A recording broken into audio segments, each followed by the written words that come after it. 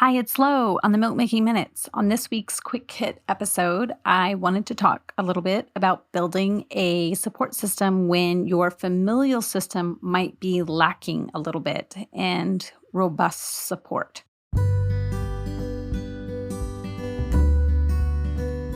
When I began breastfeeding, I was blindsided by how difficult it was. I may have thought I was prepared, but having known only a handful of people who had ever breastfed and only seeing it up close from a couple of them, I had a huge learning curve.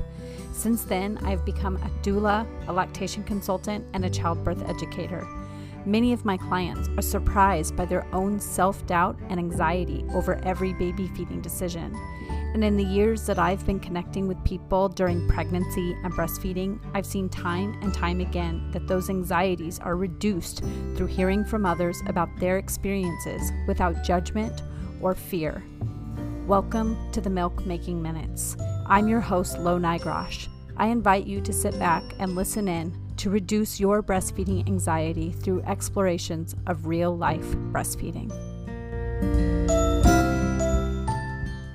So on the episode this week, episode 23 with Elise, she talked about her struggle with her mom, where sometimes she was being undermined. Her breastfeeding decisions were being undermined, or she was being asked to cover up, or she was being asked to go into a different room. And sometimes there are varied cultural expectations. We are now breastfeeding within a culture that has different cultural norms. Breastfeeding is not the cultural expectation anymore. And so that sometimes puts us up against challenges.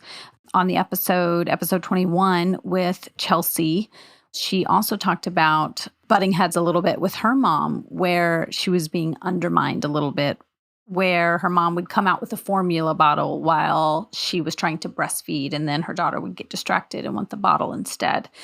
And then in the episode that's coming out next week, a fabulous episode with a fellow breastfeeding supporter, we have a brief conversation about the value of having peer support groups that you're a part of. And so I wanted to focus on that a little bit because that can be a huge part of your breastfeeding success. We know that people whose families are supportive, the data tends to tell us that they tend to be more successful with breastfeeding, but that is not the only way to be successful. If your partner isn't successful, if your partner is a little bit resistant to the idea of breastfeeding, if your parents are resistant to the idea of breastfeeding, if your larger extended family is resistant, you can still try to hold boundaries with them if you can, if it's possible. One way to do that is just to say, this isn't a topic that we're going to discuss. That does work with some people. Some people who are just boundary crossers, it might not work with them. That might just be something that is a point of friction for you. But if that is a point of friction, then you have to find that support somewhere else. And peer support groups can be a fabulous way to do that. So there are online peer support groups, and then there are in-person peer support groups. So those in-person peer support groups, they're coming back. So they kind of disappeared during COVID, but they are coming back. Where can you find them? Many hospitals offer them. Many lactation consultants will offer them. Sometimes once a month, they'll have them in their place of practice if they have an office. Sometimes they're free. Sometimes you might have to pay a drop-in rate. They're typically pretty low cost or free. For those who are involved with WIC, they do have some in-person support groups, although many of those have disappeared since COVID. There are what are called baby cafes. So many of those are coming back. You can look up, just baby cafe and Google and see if there are any of those in your area. Many doulas have postpartum groups where you will see lots of breastfeeding. You will get to talk about breastfeeding. It might not be the only thing that is talked about, but you will definitely find a breastfeeding-friendly community within those postpartum groups.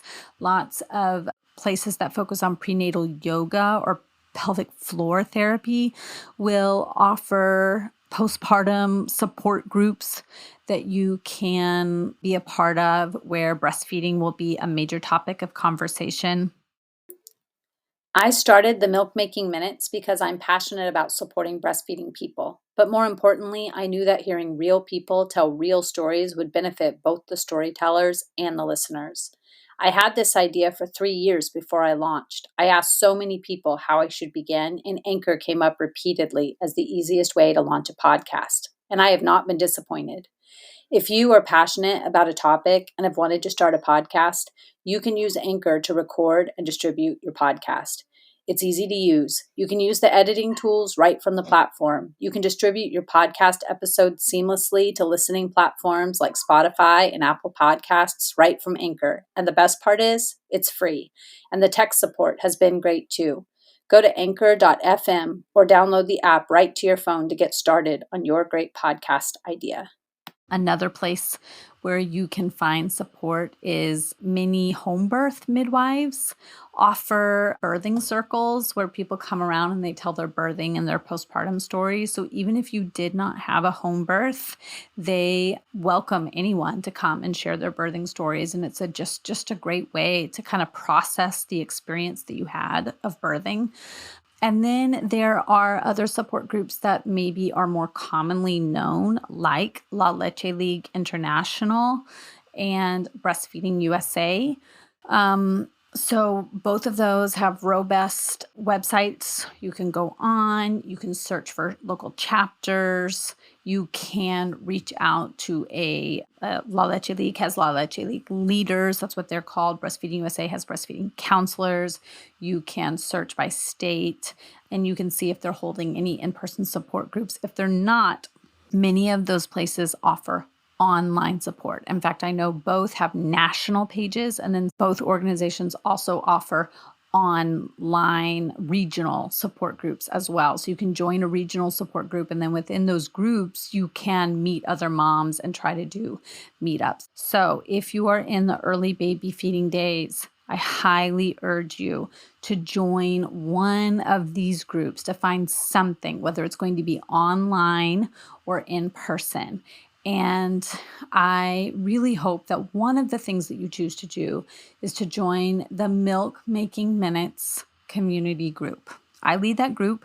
I'll be your biggest fan there. It's about finding support and solidarity for your baby feeding situations and knowing that you're going to get answers that are spot on, because a lot of online groups, I've been in them for about 9 years, and many of them I have unsubscribed from because they offer pretty mixed information that's a little bit spotty. So these groups that I've recommended, I vouch for them. I know they have good information that are highly moderated, so you know they're going to be good. So I hope that's helpful. Find your support. Even if your family is supportive, if they are not currently breastfeeding, you're going to need more support than that. That's how humans operate. You know, we used to breastfeed in larger groups, and now we're kind of in these smaller nuclear families. So we get way less support than we used to. And it's one of the reasons that breastfeeding is harder. So make it easier on yourself and find other people who are also breastfeeding that you can find that solidarity with. And that's it. I can't wait for you to hear the episode that's coming out next week with Erin. She breastfed 4 different babies and had 4 totally different experiences, and another story that really highlights what can happen in those postpartum days with mental health and what she did to empower herself to overcome mental health difficulties. Thanks for listening to the Milk Making Minutes.